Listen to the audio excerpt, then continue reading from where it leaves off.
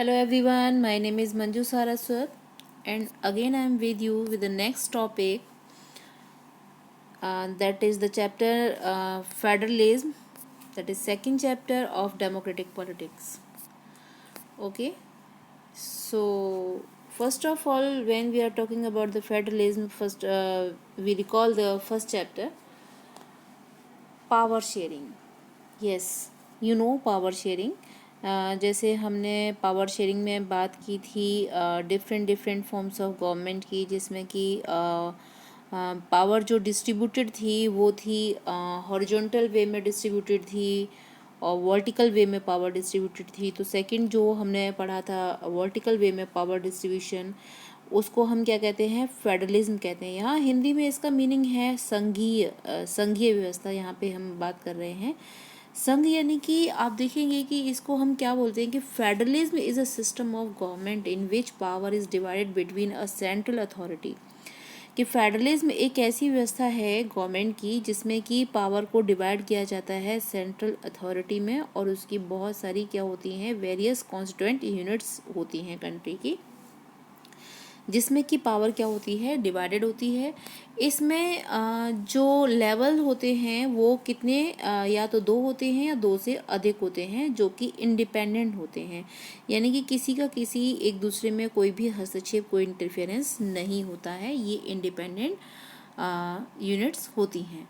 Okay, तो हम यहाँ पर सबसे पहले ये डिफरेंस भी देखेंगे कि भाई फेडरल में और यहाँ पर यूनिटरी में क्या डिफरेंस होता है, कि जहाँ पे यूनिटरी गवर्नमेंट होती है उसमें और फेडरल गवर्नमेंट में क्या डिफरेंस होता है.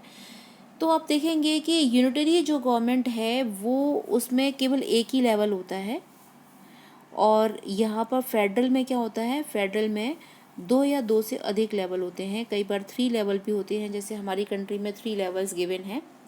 बिकॉज कई बार वास्ट कंट्री जो होता है, बड़ा कंट्री जो होता है, वहाँ पर जैसे हमारे यहाँ पे पॉपुलेशन भी बहुत ज़्यादा है, तो वहाँ पर जो है एडमिनिस्ट्रेशन इतना इजी नहीं हो पाता है. इसीलिए यहाँ पर क्या है, हमारे यहाँ पे जो डिफरेंट टाइप की डिस्टिंक्टिव पॉपुलेशन भी है, तो इसके लिए यहाँ पर कितने लेवल हैं, 3 लेवल हैं.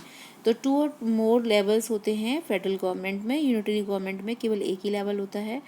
और इसमें क्या होती है, सब यूनिट्स जो होती हैं फेडरल में वो सबॉर्डिनेट नहीं होती हैं सेंट्रल गवर्नमेंट की.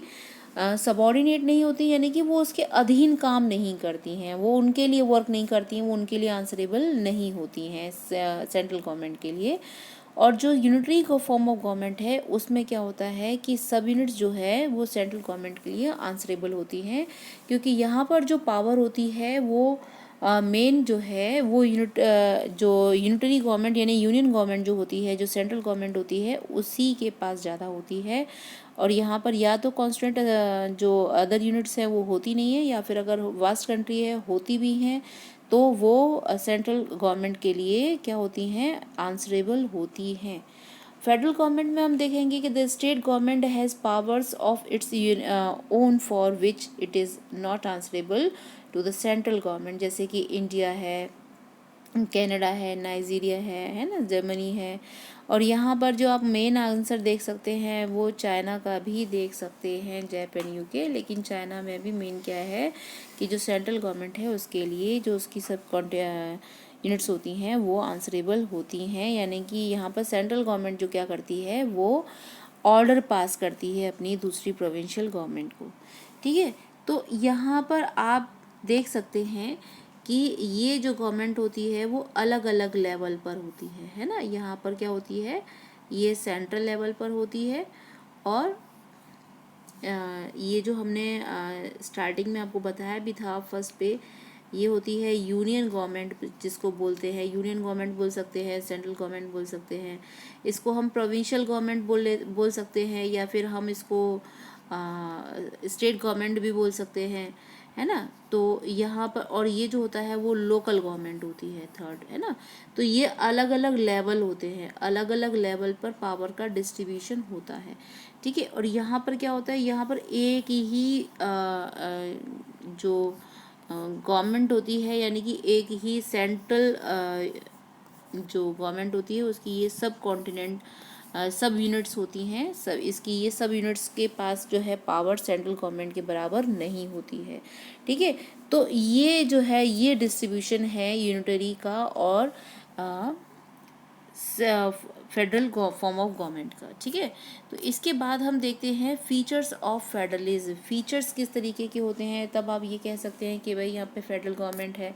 तो फर्स्ट फीचर है यहाँ पर कि एक तो जो आपको अभी लर्न हो जाना चाहिए, बहुत इजी है, देयर आर 2 और मोर लेवल्स ऑफ द गवर्नमेंट। यानी कि फर्स्ट फीचर तो ये है कि यहाँ पर जो फेडरल गवर्नमेंट होती है उसमें कितने लेवल होते हैं, उसमें 2 या 2 से अधिक लेवल होते हैं, जो मैंने अभी आपको बताए।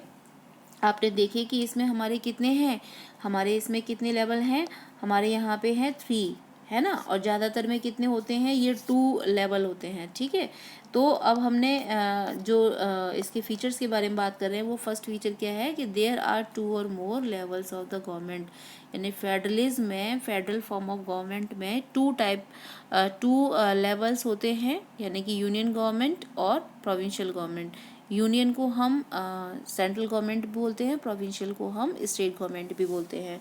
तो यहाँ पर क्या है कि या तो 2 लेवल होते हैं, एक कई बार थर्ड टायर भी होता है, थर्ड टायर यानी कि थर्ड लेवल भी होता है, जिसको हम कहते हैं लोकल गवर्नमेंट। ठीक है, तो जो इसका सेकंड फीचर है वो क्या है कि different tyres of the government govern the same citizen but each tyre has its own jurisdiction. यानी कि यहाँ पर आप देखेंगे कि सपोज़ आप हो, है ना, जैसे सपोज़ यहाँ पर एक केवल सिंगल पर्सन है, सिटीज़न जो है, अब उसको सेंट्रल गवर्नमेंट भी उसी को ही गवर्न कर रही है और जो स्टेट गवर्नमेंट है वो भी उसी को गवर्न कर रही है। यानी कि ये स्टेट गवर्नमेंट है और ये सेंट्रल गवर्नमेंट है। सेंट्रल यानी कि सिटीज़न क्या है, यानी कि जिसको वो जो शासन किया जा रहा है जिसके ऊपर, वो दोनों तो एक ही व्यक्ति है। यानी कि आपके कुछ जो सब्जेक्ट्स हैं उनको सेंट्रल गवर्नमेंट देखती है और कुछ जो सब्जेक्ट्स हैं उनको कौन देखती है, स्टेट गवर्नमेंट देखती है। यानी कि इनके अलग अलग अधिकार क्षेत्र होते हैं, अलग अलग जुरिस्डिक्शन होते हैं।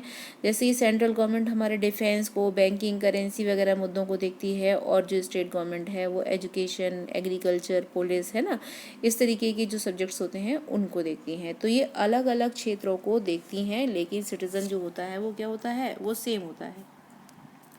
ठीक है, तो अब जो हम देखेंगे वो नेक्स्ट क्या है,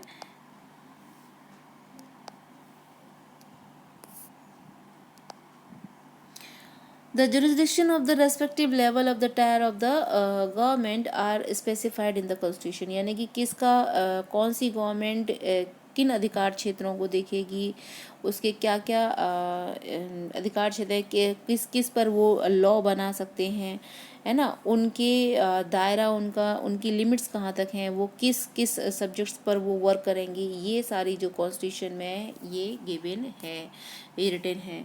the fundamental provision of the constitution cannot be a change by one level of the government. As you know, जैसे कि हम वर्किंग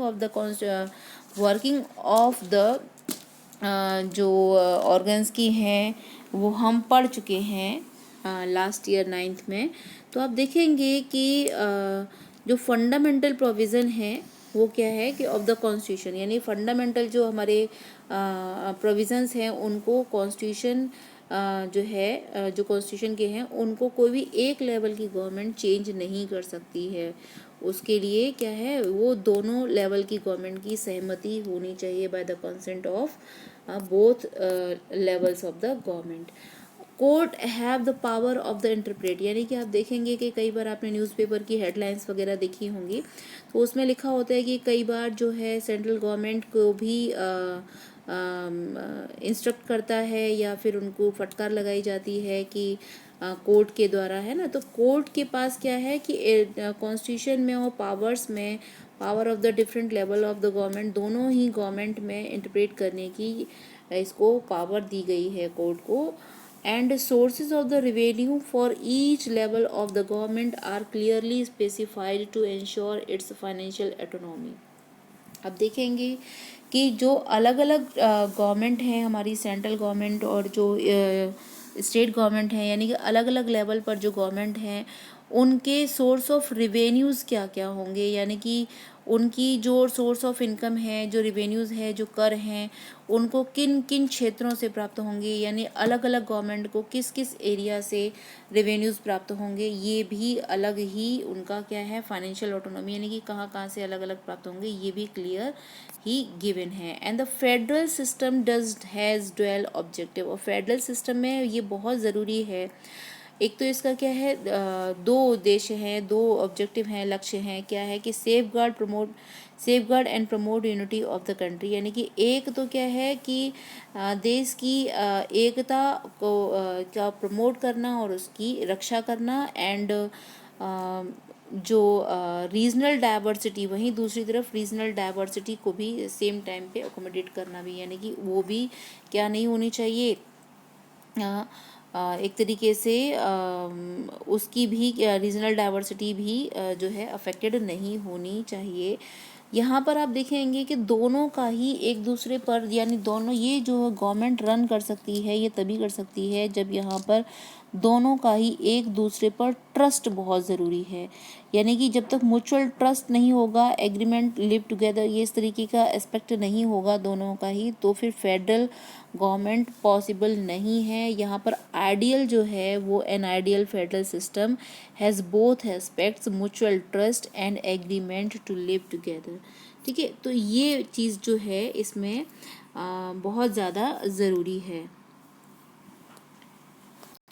अब ये जो ट्रस्ट की हम बात कर रहे हैं, ये जो ट्रस्ट है ये कब पॉसिबल है, ये ट्रस्ट तभी पॉसिबल है, ये बैलेंस तभी पॉसिबल है कि depends mainly on the historical contest in which the federation was formed, कि ये जो फेडरेशन है, ये जो फेडरलिज्म है, ये किन परिस्थितियों में, यानी कि जो फेडरेशन है ये टू टाइप का एक्चुअली फेडरेशन होता है। ये जो संघ बनाए जाते हैं ये दो तरीके के हैं कि किन परिस्थितियों में बनाए गए हैं ये भी डिपेंड करता है।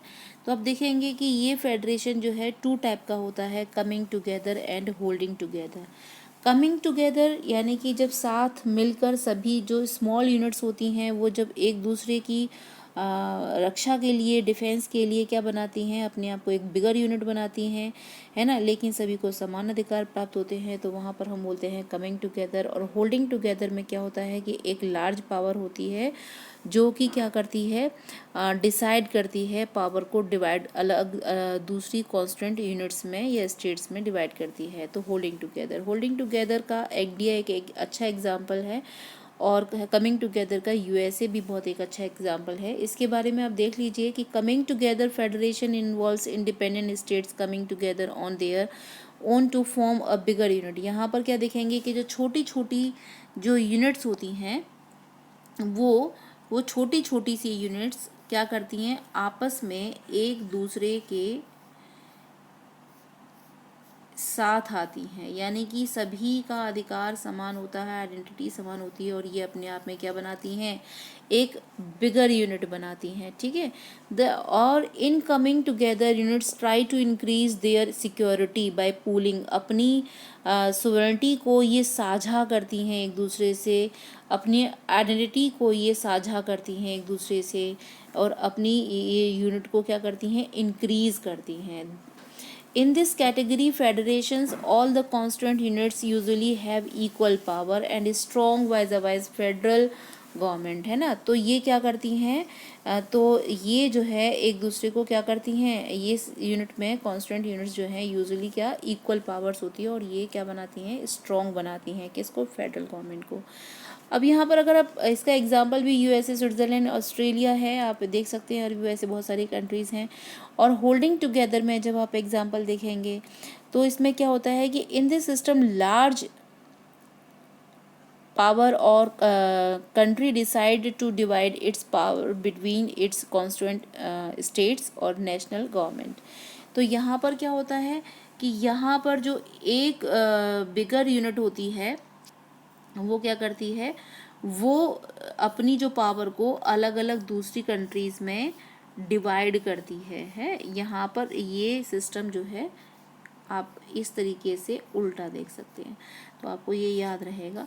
तो यहाँ पर ये क्या करती हैं, यहाँ पर ये अपनी पावर को अलग अलग कॉन्स्टेंट दूसरी जो यूनिट होती हैं उसमें डिवाइड करती हैं। And then holding together there is absence of pooling.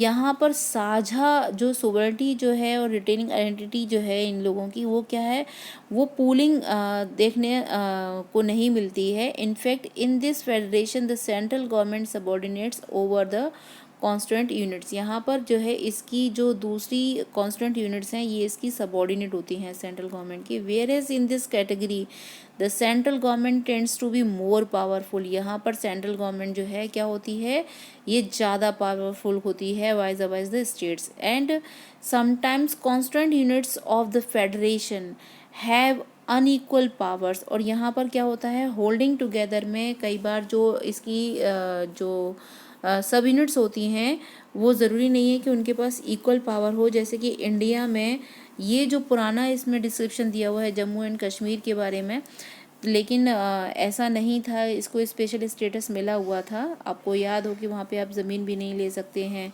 है ना, तो इसको स्टेट था लेकिन स्पेशल स्टेटस मिला हुआ था। लेकिन अब ऐसा नहीं है, इसको क्या बना दिया गया है, यूनियन टेरिटरी बना दिया गया है। ठीक है, तो लेकिन फिर भी यहाँ पे इंडिया में आप देखेंगे कि इंडिया में कुछ यूनियन टेरिटरीज़ हैं और कुछ क्या हैं, स्टेट्स हैं। यूनियन टेरिटरीज़ को स्टेट्स के इक्वल पावर नहीं मिली हुई है ना। तो यहाँ पर आप देखेंगे कि स्टेट्स को पावर ज़्यादा मिली हुई है। तो यहाँ इंडिया में ये इस तरीके का एग्जाम्पल है जो हम आगे इसमें यूनिट में देखते हैं कि holding together federation do not give equal power to the its constituent units and example in context to India.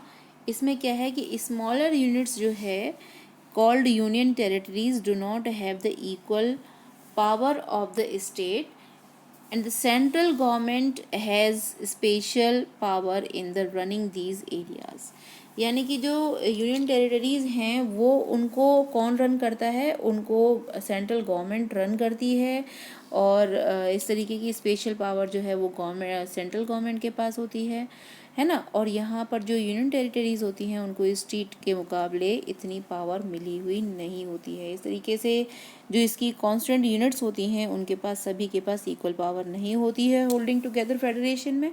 तो ये जो है आपने देखा कि जो फेडरल गवर्नमेंट है उसमें क्या क्या फीचर्स हैं, किन कंडीशंस में इसका फॉर्मेशन होता है, यानी कमिंग टुगेदर में या होल्डिंग टुगेदर में। और आगे जो हम देखेंगे कि what makes India federal country, यानी कि क्या चीज़ें हैं जो इंडिया को बनाती हैं फेडरल कंट्री बनाती हैं, यानी कि हम उसके बारे में बात करेंगे, उस सब्जेक्ट्स के बारे में बात करेंगे जो कि आपस में इन लोगों में क्या है, डिस्ट्रीब्यूटेड हैं। तो यहाँ पर जो हम बात करेंगे वो हम इसके जो 3 उसमें टायर में जो कन्वर्टेड है इसका जो पावर है उसके बारे में हम बात करेंगे। ठीक है, तो what makes India A federal country, ये हम नेक्स्ट वीडियो में देखते हैं। सो watching next video and thanks for watching।